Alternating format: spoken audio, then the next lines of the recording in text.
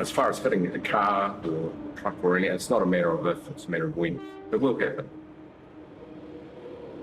So there's an article in the paper about the number of reported near misses in Christchurch, but I would say it's probably 1% of what happens.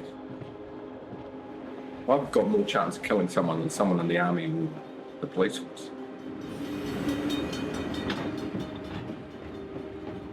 Got to think of the bigger picture, and if you name, if it all goes bad, there ain't no coming back. School kids think it's funny, you stand on the tracks in front of you and wave their hands, and they just have no idea. Don't know if it's good attitude, but it's going to hurt them more than it hurts me. Because all you can do is, put the brakes into emergency and hope for the best. If you stop, great. If you don't, close your eyes.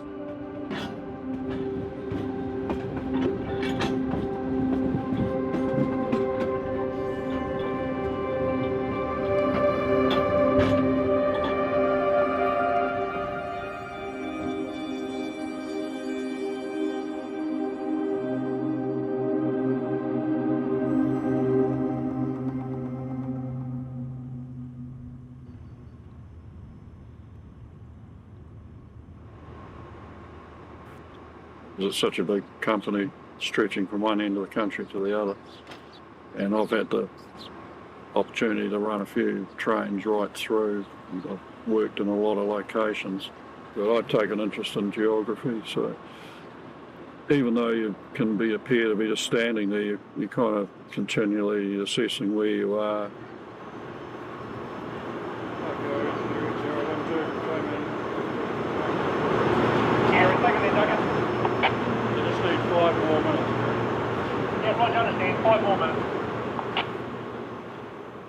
And being on a railway, it's quite an intricate beast.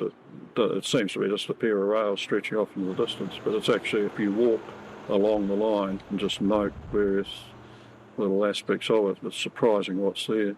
Signals, culverts, bridges, tunnels, marker pegs, everything's notated. Everyone knows exactly where something is on the railway. So you just file away what you've learnt during the daytime, and then at night you have little reference points like times, distances and noises, like you can hear the train going over a bridge, through a tunnel, there's a rattle of the wheels over the points, there's a light, might just be one street light off in the distance in a small town. That's where we are now, right, it's 4 minutes down to the next bridge, and then you hear the bridge right over there. You can feel the train going around curves, and if you just store away, left-hand curve, right-hand curve, bridge, signal flashing past the window. You note the river valleys, the names of the rivers, all the gradients where you climb up a river valley through a ridge. And if you make an effort, you can do it. You don't have to ask the driver where you are. And then it becomes a point of pride, not having to ask him. And I could just about do it all the way from Auckland to Invercargill, almost the whole length of the country now. So. 4 from X012, you receiving there, Jed? Yeah, received, yeah. Hey, did Martin, the banker driver, give you Duncan's cell phone to biff out the window to us? No, but I picked it up myself, yeah. I've got it right beside me, mate. Yeah, Roger. What I'll do is when you come screaming past, I'll just stand on the grass verge there, on the driver's side, just biff out the window on the fly. And if I miss it, it's just going to land on the snow anyway. I'll slow down a bit. Yeah, mate. You receive that, Duncan? Okay, I'll wander up and collect it off you once he's gone past that. Yeah, Roger, thank you. Thanks for bringing that up, Jed. Appreciate it.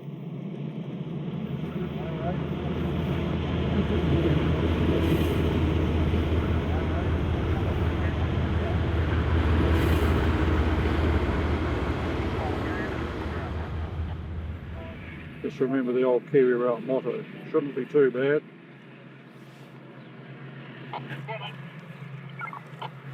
So,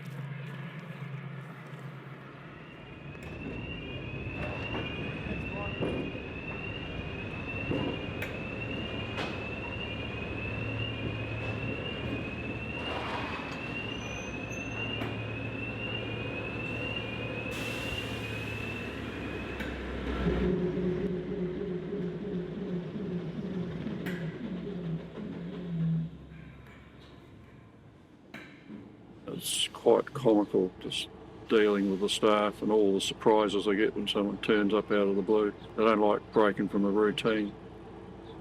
Because it works on a need-to-know basis, guys are booking on shifts, off shifts all the time. You meet someone who you think knows the whole picture about what's going on, but they might have been on leave for 2 weeks and it's their first day back. They haven't got a clue what's going on.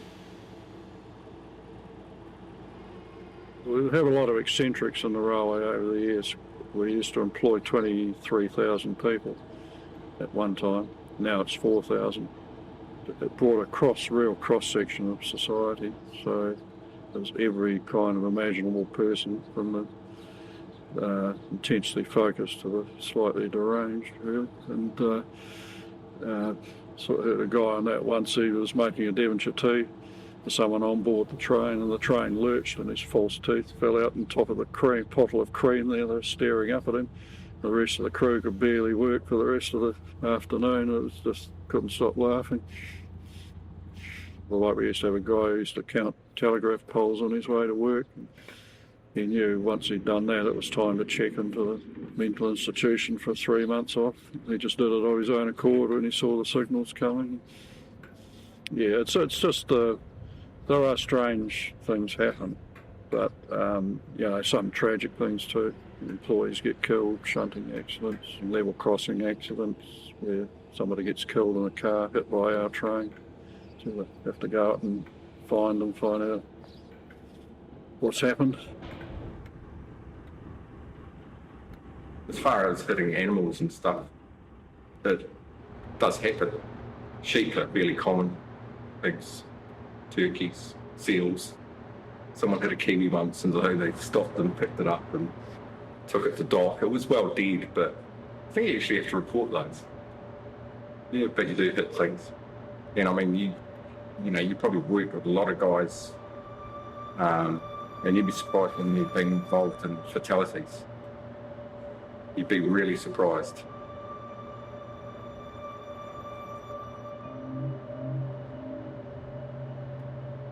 Any driver that's involved in a fatality or accident like that is tend to band together and help them through, because I mean some of them can be quite traumatic. I mean there's some guys that actually couldn't get back on and do it anymore, because that's the worst thing that can happen.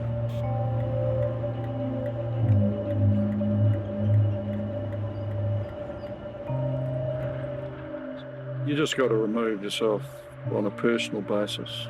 Be detached. You don't want to be unfeeling, but you just kind of treat it as an occurrence and the person almost as an object to deal with. And then you go through all your process of who to call emergency services. The worst thing would be if, say, there were children in a car that were hit. The parents might have been killed and the kids are still alive and badly injured. That would be real bad. In fact, there was one man burnt to death in his vehicle after we hit him, and the kids got out. The thing that saved them, oddly, was they weren't wearing any safety belts. Because of that, they were flung out the window, survived. The father burnt to death in the car. So it's like drivers having level crossing accidents. Some of them cope with it relatively well, others will leave the job. And you've got to recognise that there's nothing you can do about some of these events. It's an intervention, if you like. It's out of your control. Something just appears, it's all over in a split second. So you have to deal with the aftermath, but there's nothing you can do to prevent it happening.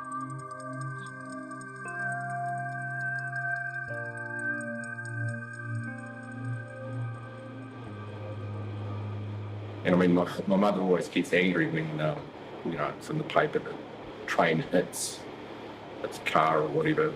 It's not the train. Train's always going to be where it's meant to be. It's them in the wrong place.